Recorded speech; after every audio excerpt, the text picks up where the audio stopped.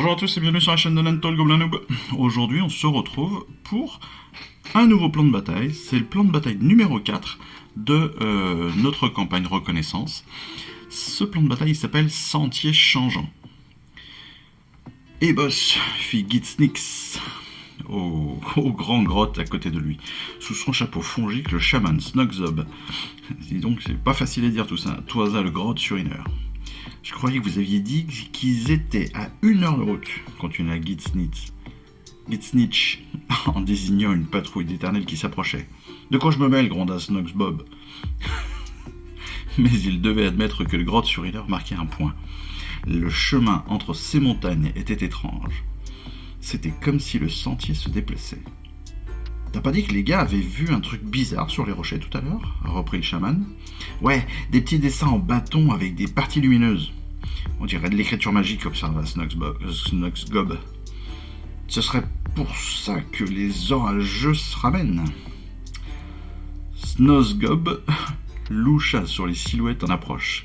Dans un éclair d'inspiration, il souleva Gitsnitch, le fit tournoyer autour de sa tête et le lâcha. Le grotte s'envola en poussant un hurlement et atterrit incroyablement loin sur le sentier. Telle une petite tache au loin, à peut-être 20 minutes de marche. Cette route avait bien quelque chose de magique. Donc, nouvelle bataille, évidemment, qui va opposer l'Alliance de l'Ordre à la destruction. Et comme d'habitude, les forces de l'Ordre ont fait d'excellents progrès dans la collecte d'informations sur la présence des Duardins dans la zone. Mais la route enchantée est imprévisible et les mène nez à nez avec l'armée de la destruction. Si l'hoste de l'ordre parvient à vaincre ses assaillants, il pourra chercher des indices sans craindre les troupes adverses. S'il échoue, il devra chercher des pistes ailleurs. Donc la liste de l'armée, on va retrouver la chevalasse Arcanum, le seigneur impératant et son Griffdog, les 5 Vindictors, et puis après, comme toujours maintenant, 2 options. D'abord l'option 1, soit 6 Griffdogs, soit 6 Silver Revenants, et puis la deuxième option c'est soit 4 Praetors, soit le char foudroyeur. Tandis que les forces de la destruction, elles plutôt ont traqué l'armée de l'ordre pour la désorganiser. Sur un sentier enchanté, un chaman découvre que les dimensions distordues les mènent directement sur le chemin des troupes de l'ordre, et si la destruction réussit, elle contrera le plan de l'ordre, visant à trouver des alliés du Hardin. Et si elle échoue, évidemment, ses adversaires auront fait un pas de plus pour acquérir des renforts. Et donc pour la destruction, on a le chaman fongoïde, bien évidemment, le boss qui tue avec son grosse sur une heure, mais également les égorgeurs aux grottes, les éventreurs, et puis 2 options là aussi, soit 3 embrocheurs, soit le slogot des marais, et l'option 2, c'est soit les archers d'une clan, les 20 archers d'une clan, soit l'empaleuse. Le plan de bataille il est simple, on le voit ici, on a nos 3 tapis qui seront utilisés, 3 objectifs, et puis les territoires de l'ordre de la destruction qui sont concentrés sur une moitié de terrain d'un des tapis de bataille. Voilà, sur la partie centrale des tapis de bataille latéraux. Pour les armées, c'est le joueur de l'or qui choisit ses troupes dans la liste d'armées, évidemment, et puis ensuite le joueur de la destruction qui va choisir les sites. Ça, jusque-là, pas de souci. Le champ de bataille, on l'a dit, ce sont nos trois champs de bataille, où on va placer à tour de rôle des pièces de décor, avec un maximum de 6 décors. On a aussi évidemment les 3 objectifs dont je vous ai parlé. On rappelle évidemment que les pièces de décor doivent être à plus de 3 pouces les unes des autres et d'un point d'objectif. Le déploiement, ça se fait en fonction d'un jet de dés cette fois-ci. Le joueur qui se déploie en premier donc place toutes ses unités. Ça se fait pas en alternance mais bien toutes ses unités entièrement dans son territoire. Et ensuite l'autre joueur qui déploie toutes ses unités lui aussi dans son propre territoire bien évidemment. Le premier tour se fait sur un jet de priorité, donc on rappelle le jet de priorité, on lance un dé chacun, le plus grand choisit s'il débute ou pas. La durée de la bataille, comme d'habitude, c'est 5 rounds. 5 rounds, c'est 2 tours. 1 tour, c'est 6 phases, comme d'habitude. Point de victoire, eh bien, le gagnant, ce sera celui qui aura le plus de points de victoire. Pour marquer les points de victoire, vous avez 1 point à chaque fin de tour. Si vous maîtrisez un objectif, un autre point si vous maîtrisez 2 objectifs ou plus, et un troisième point possible si vous contrôlez plus d'objectifs que votre adversaire. Enfin, les règles spéciales. La règle spéciale de cette partie, c'est une terre capricieuse. Vous l'avez compris dans la description, on a une terre un petit peu particulière. Cette bataille se déroule donc dans les paysages changeants de Shamon, et une unité peut se diriger vers un objectif et se retrouver beaucoup plus loin. Un peu comme le grotte qu'on a entendu.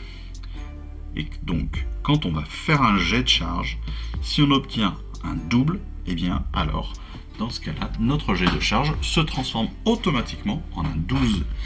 Ce qui veut dire que sur n'importe quel double lors d'une charge, on peut faire une très très très belle charge de 12 pouces. Voilà qui est pas mal. Voilà qui est pas mal et qui annonce beaucoup de tactique sur cette partie. Et justement, en parlant de tactique, on nous rappelle les actions majeures du studio Warhammer. Rappelez-vous, les actions majeures, ce sont deux des techniciens du studio de Warhammer qui jouent la partie en question et qui nous décrivent 4 actions principales dans leur bataille.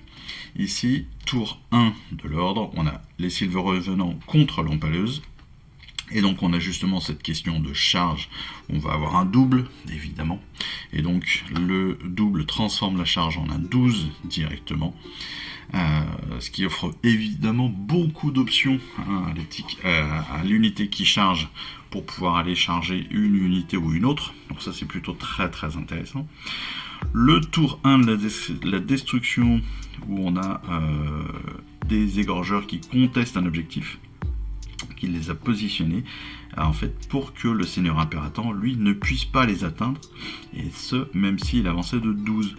Autrement dit, ce qui va être aussi intéressant dans notre façon de jouer, c'est d'anticiper les mouvements potentiels de notre adversaire. Ici, les égorgeurs sont allés se positionner pour pouvoir contester l'objectif, donc pour pouvoir récupérer potentiellement un objectif et récupérer les points de l'objectif, mais ils se sont surtout positionnés pour que dans ce tour-là, le seigneur impératant, malgré son mouvement et un potentiel de charge de 12 pouces supplémentaires, ne puisse pas les atteindre directement.